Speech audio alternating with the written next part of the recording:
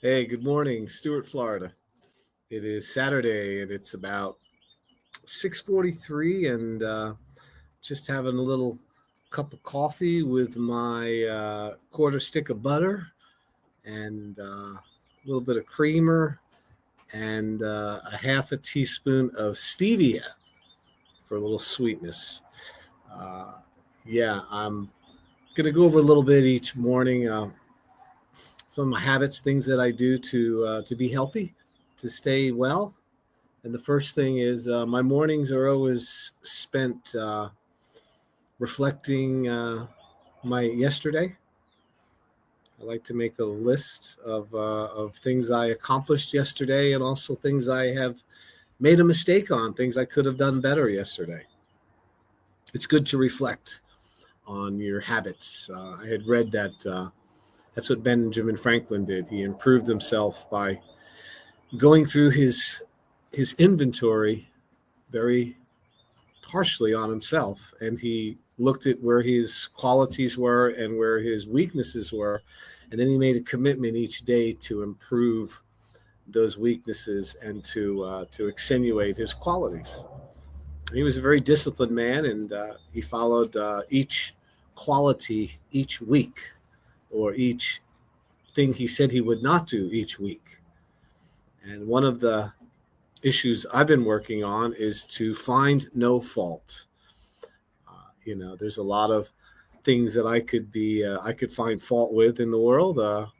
Sometimes I think I'm the best judge of life and character and people's actions, and it just wastes a lot of my mental energy. So I try really hard to find no fault, and to sometimes what works for me is I picture myself. I picture the person who is going through their throes of as a young person, as a baby, or a young boy who's just scared, who doesn't quite know what how to behave yet or how to act, and we would give them a lot of compassion and a lot of patience. We do with children, and yet when it comes to an adult, we feel like they should know better. And I'm not the arbiter of anybody's behavior or the judge of anybody's behavior. That's what the police and the judges and the courts are for. My job is to be happy and to show as a good example, to be calm, and to be able to show through example that you can be calm at the same time when everyone around you is losing their head. And this morning we're going to be at the Crunch Fitness, and that would be in Stewart, right there on US 1 and Monterey Road is the big Crunch Fitness. It's one of the most popular workout areas that I've been around in a long time. I mean, I'm 65 years old, and I've been to a lot of gyms, and I'm a chiropractor for 35 years. And it's always great when you go to a gym and you see a lot of people working on your health. You wish you could have access to those clients. And typically the gyms would never let you in, whether it was Bally's or LA Fitness, they were very restrictive. Crunch Fitness, on the other hand, has a great corporate membership that they offer to businesses, people like me, and anybody who has a business. And I think it's like $140 a month, and you get 4 memberships that you can share with your family or your business associates, and they don't expire. You can change them from person to person, but they also allow you to come to Crunch and set up a marketing table, an actual, a display where you can talk to people and you can engage in thoughtful conversation, and you can set it up twice a month. And it just happens to be that this morning, Saturday, is our day. And to say it was a gift is an understatement. The people that go to Crunch, or if you go in the morning, it's an older clientele versus the afternoon or the evening. It's much younger, and a lot of people come in for the yoga classes, for the Zumba class, for the cycling class, for some of the health benefits that would be more for people in their 40s or 50s or even 60s and even into their 70s.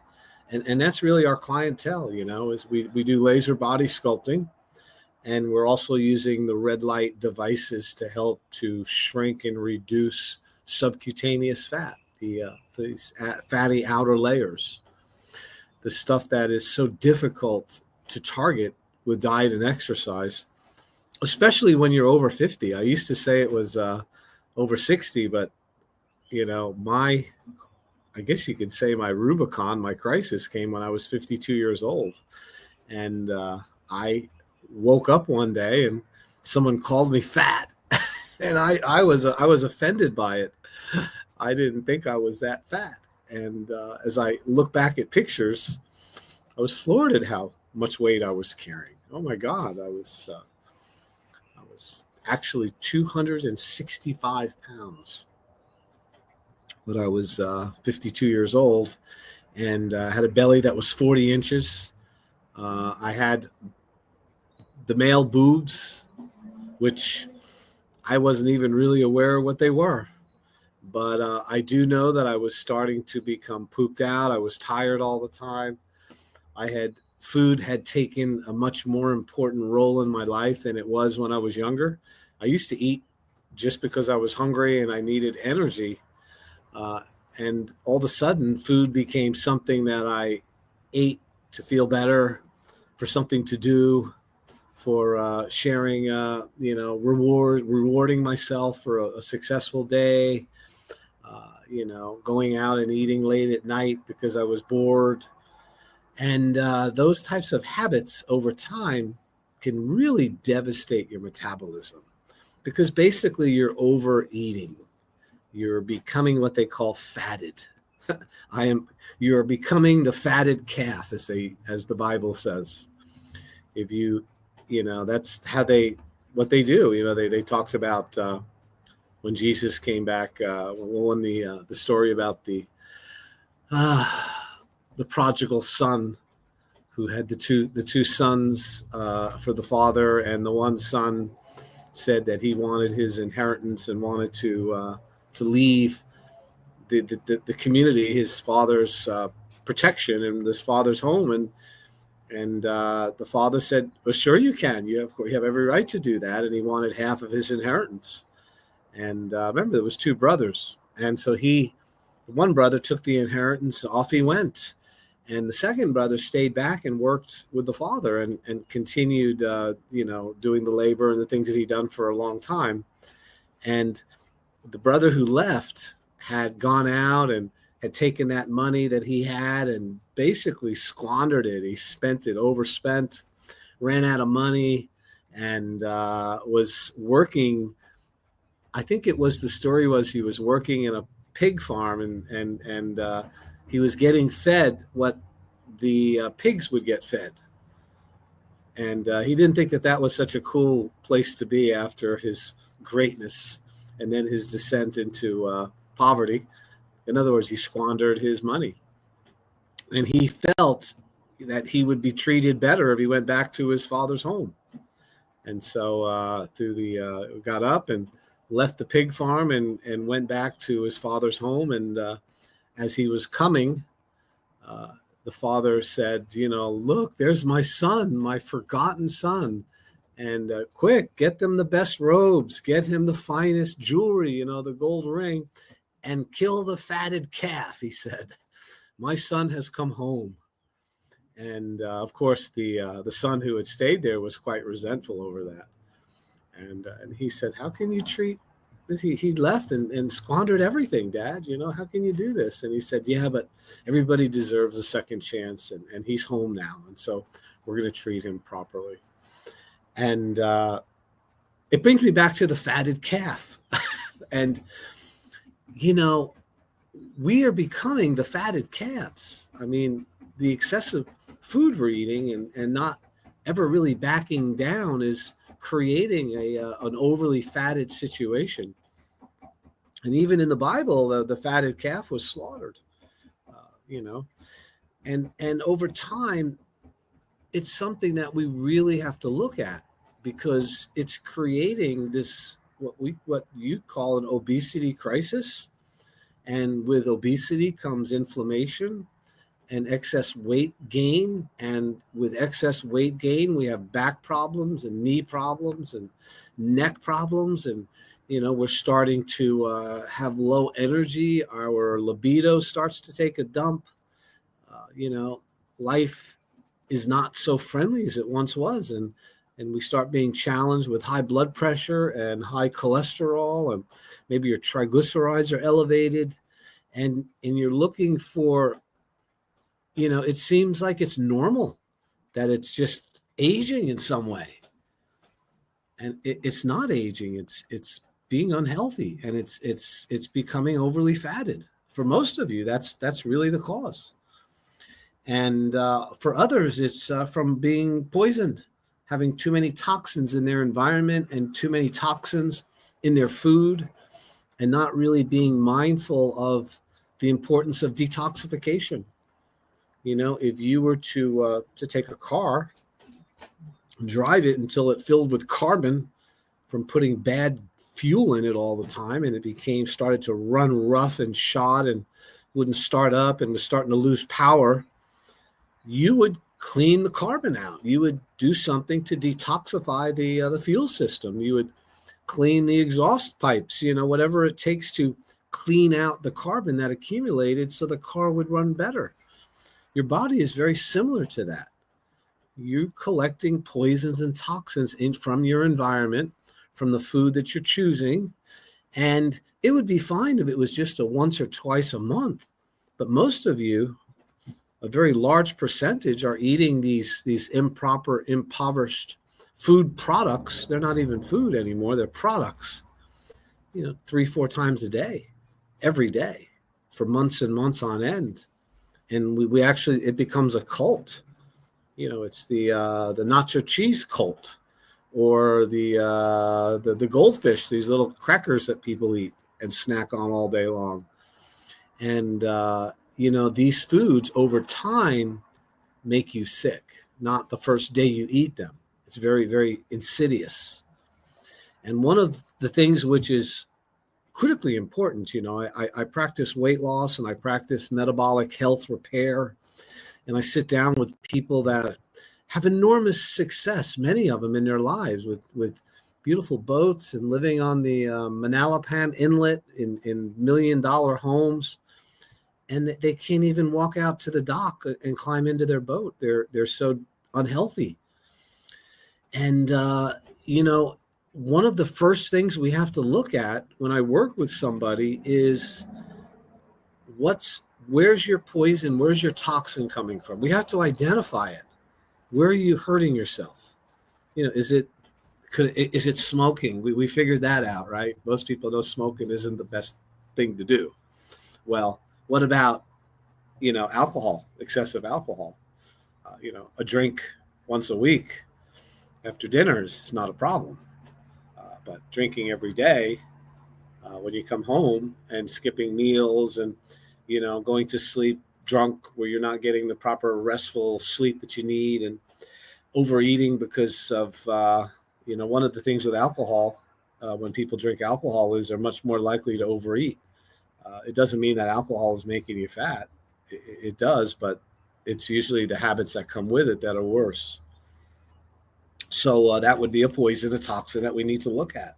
You could also be working with computers all day long and all night long, and staying up with your phone and texting and shining that blue light, that light emitting device in your hand called a cell phone, is definitely creating high blood sugar, and it's creating cortisol, because it stimulates your eyeballs to think it's bright sunlight, yet it's 10 o'clock at night. And these devices, these electromagnetic frequencies, these energy devices, are making us sick. It is a source of poison and toxin in our bodies.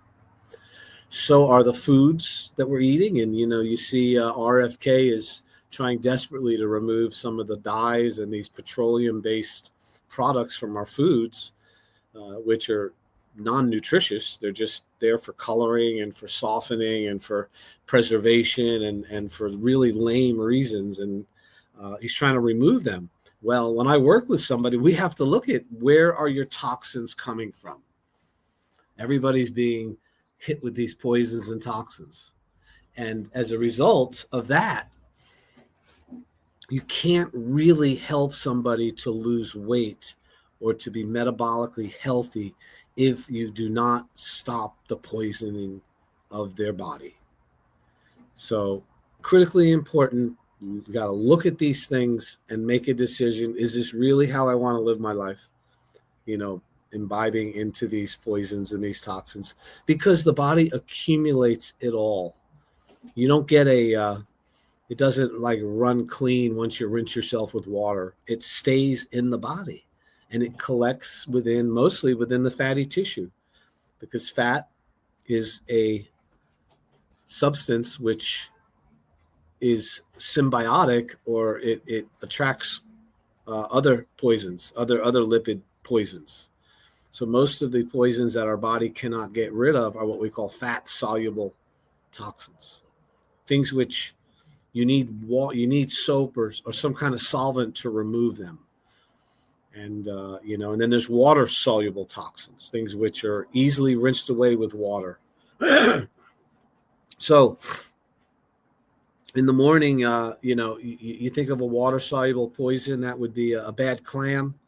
You ate a lizard tail that you shouldn't have, that slipped into your sandwich, and next thing you know, it was a poison, and your stomach knew right away that you ate it, and you throw up. You ralph it out, or you get the diarrhea. That's a water release. Your body is 77% water. It gets rid of water-based poisons very easily, and you don't need any soap. You just throw up, and 3 days later, you're okay.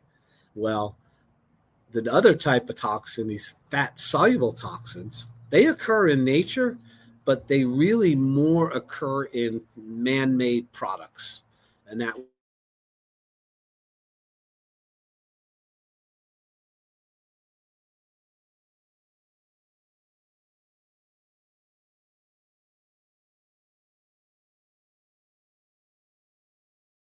things with.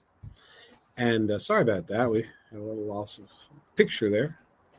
And mainly the petroleum-based products are the things that we're, cleaning with, covering ourselves with, spraying in the air, taking, clothing that's now made from petroleum, the plastics, the water bottles that we're drinking water from all the time, there's so many purposes of petroleum-based products that we can't really ignore them or avoid them. They're ubiquitous with living in a modern technology world, unless you live on some mountain. And even then, you're probably going to get some jet fuel going to be dumped on top of you as a jet flies over. And I'm not making fun of this. This is a serious problem. And what's happening is, as we are getting slowly distilled with these petroleum-based poisons, our body's not able to release them like it could if you had eaten a bad clam or a bacteria. It stays in your system. And, one way that you've been poisoned is you smell it.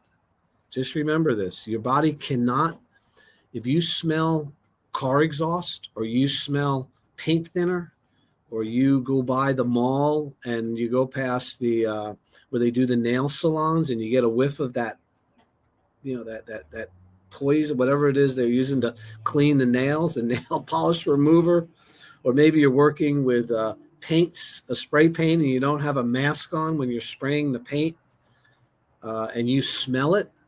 When you smell it, it is in your bloodstream. Your body's olfactory, your nose, which determines smells, is something which has a memory, and it has to be broken into the water droplets, and then the body recognizes it and tells you what it is. But that means it's in the system. So where does it go once it's in your system? Once it goes into your bloodstream, which is where it does end up, does it stay in the bloodstream? Of course not. And your body has to put it somewhere. has to either excrete it, remove it, or store it. And since your body doesn't secrete petroleum-based products, they don't pass through the urine, and they do not pass into the bowels. They are mainly stored in your fatty tissue. And that fatty tissue is, that fatty tissue is where your body puts these poisons. It's a safe place to put them. And for that reason, this is one of the reasons why obesity is a crisis in Western worlds, is because of the poisons. And then we're being poisoned by the toxins that we can't remove from our bodies, and they're stored in the fat. So within the fatty layers, and there's inner fat, visceral fat, and there's outer fat, which is subcutaneous. The inner fat is where you have your day-to-day calories, and you do not store a lot of poison in your inner fat, by the way. That's kind of like your kitchen at home. That's very tissue that you're using every day. It's being replaced every day you eat. You're replacing it. But the fat that accumulates on the outside of the body, in front of the muscle, but underneath the skin, is called subcutaneous fat. And that's the outer layer. That is the layer where we store, 80% of our poisons and toxins are stored in the subcutaneous fat. And that would be, the analogy would be the food you have in the garage for emergencies versus the food you have in the kitchen for day-to-day use. Because subcutaneous fat is also where you get calories if you were to go a long time without eating, such as you were trying out for the Naked and Afraid series, right? You're going to go 30 days in the woods without any food. Visceral fat supports your needs very well for the first week or two, but that starts to run out is what happens. And then when that runs out, your body gets very efficient at preserving muscle tone. And basically it starts to go after the fat in the outer surface, the subcutaneous, not first. So, and in today's modern Western world, the people that come in with subcutaneous fat layers have also toxins and poisons tied up within those layers of fat as a protective mechanism from whatever they were exposed to. So people that live up north in the area where there's a lot more industry and there's a lot more lower smog coming in, they don't have the same clean, fresh air we have here in South Florida. They're going to come in with a lot more poisons and toxins in their body, and as a result of it, have a more stubborn layer of subcutaneous fat that just isn't going to go away with diet and exercise. Why? Because it's protecting those poisons. They're locked up in it, and when you start releasing the fat that protects them, you feel like you've been poisoned. The poisons now are liberated. They go into the system, and you say to yourself, well, I've given up carbohydrates. The doc told me to stop eating sugar and stop eating all the white products, and I did, and now I don't feel very good. I woke up last night. I had the sweats. I couldn't sleep. I noticed a metal taste in my mouth. A lot of people say that when they first start losing weight. And they're like, I got to work tomorrow. I don't feel well. And you know what? I'm craving carbohydrate. That's what they say. The only thing I've given up is I gave up that big plate of pasta that I used to eat right before I went to bed. And or I've given up my ice cream before I slept. I've given up some things. And what happens is we revert back to that product, that big plate of pasta or that chicken Parmesan sandwich, and we make fat after overeating a meal. You don't make fat after 20 meals. You make fat after each meal. And you can make a half a pound of fat after one meal.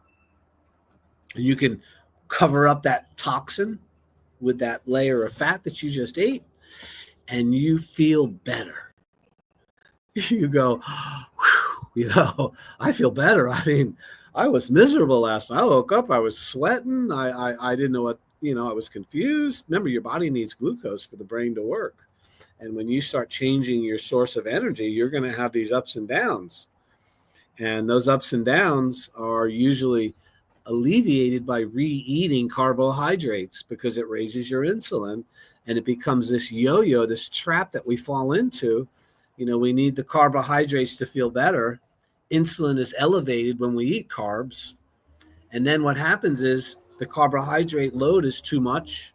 It's too much glucose, makes you sick. And then as a result of that, the glucose makes you sick. And then what happens is your insulin drops, and now you're hungry and hangry. You got to eat again. And, and then it's just this up and down, this up and down. And that's how most of you are living your life. That's why you can't go very long without eating. And, what I have learned is that if you want to help somebody with metabolic health, you have to identify where they're getting the toxins. Where is it coming from? That's the first step. Once you determine where you're getting those poisons and how they're coming in, we work on intelligently removing them with discipline. And with discipline, you have to look at some of it. Why are you putting yourself in that situation? Then once you determine we're starting to lower those toxins, then we need a detoxification regimen that will detoxify those fat-soluble poisons, those toxins, which are not going to leave your body just because you lose weight. They stay in the system.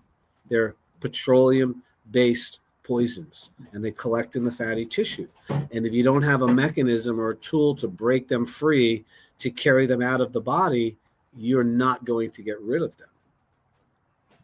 So how do we handle that at the Slim Body Spa? We know that the poisons are tied up in the outside fat, the subcutaneous, the stuff you can squeeze between your fingers. We know that the circulation to subcutaneous fat is very poor. There's not great circulation there. It's designed that way. Otherwise, you'd lose all your heat. It's designed to have low blood flow. And as a result of it, we're treating and we're protecting we're getting rid of those poisons and toxins. So we have to help get rid of them. And one of the ways we do that is we do that with the red light device. We put the red light and low-level laser paddles onto the subcutaneous fat. And what that does is that starts to open up the fat cells, and it starts to bring circulation into the area. And basically, it dislodges some of those petroleum poisons products which are stored in the fat. And then we move into something called a whole body vibration plate. We use whole body vibration plates. And the plate itself, as it moves your body, it helps to stimulate circulation, and that kicks those poisons and the fatty acids into your bloodstream. Now, the way you handle the fatty acids are you're hungry when you do this. So your body burns the fat because you haven't had food in 3 or 4 hours.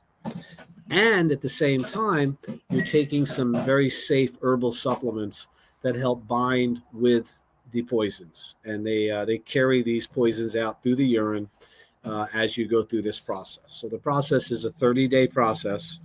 It's 9 laser sessions in 30 days. You can have 12, about 3 times a week for 4 weeks. At the same time, you're taking your supplements and you're using the whole body vibration. You're avoiding putting the poisons back into your body, and you're starting to feel better. So that's what we're doing there every single day. If you're interested in a free consultation, you like what you hear, give us a call. I'm going into work shortly. It's Saturday. We'll be open to see clients, and we would love to help you out. It's a free consultation. I'll sit down. I'll explain the process to you in a way that you can understand. And all you have to do is give us a call. It's Dr. Treds Slim Body Laser Spa. And we're located in Stewart on Ocean Boulevard, right across the street from the Fresh Market. And we are accepting new clients all this month. May is Metabolic Month. And we are doing a new patient drive to bring in new clients for the month for the summer. Okay? If you like what you heard, I'd love to meet with you. My name is Dr. Tred Rissacker, and we will see you soon. Thank you so much. Bye-bye.